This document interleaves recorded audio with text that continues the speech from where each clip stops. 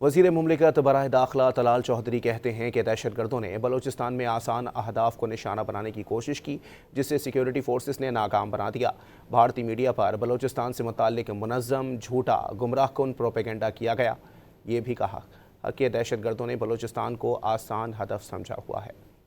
یہ دیا گیا کہ شاید دہشت گردوں نے 12 شہروں میں بیک وقت حملہ کر کے خدا نخواستہ قبضہ کر لیا۔ اصل حقیقت یہ ہے کہ پچھلے 3 دنوں میں مختلف جگہوں پر دہشت گردوں نے سافٹ ٹارگٹس پہ وہاں پر دہشت گردی کی، اور دہشت گرد ان سافٹ ٹارگٹ کو زیادہ دیر ہولڈ نہیں کر سکے۔ سیکیورٹی فورسز وہاں پہنچی۔ سیکیورٹی فورسز نے جتنی جگہ بھی کارروائی کی انتہائی محتاط انداز میں کی، اس لیے کچھ وقت لگا کیونکہ دہشت گردوں نے عام آدمیوں کو ڈھال بنایا ہوا تھا۔ اور یہ بھی دیکھنے کی بڑی اہم بات ہے کہ انڈین چینلز پہ یہ کمنٹری اس طرح چلائی گئی جیسے کسی میچ کا براہ راست حال ہو نا۔ یہ کلیئرلی انڈیکیٹ کرتا ہے کہ اس کے پیچھے بہت سارا پیسہ انڈیا کا ہے، حکمت عملی اس کی ہے، اور وہ بہت ہی بری طرح جنگ ہارنے کے بعد اس وقت اس نے اپنی پروکسیز پر انویسٹمنٹ بڑھا دی ہے۔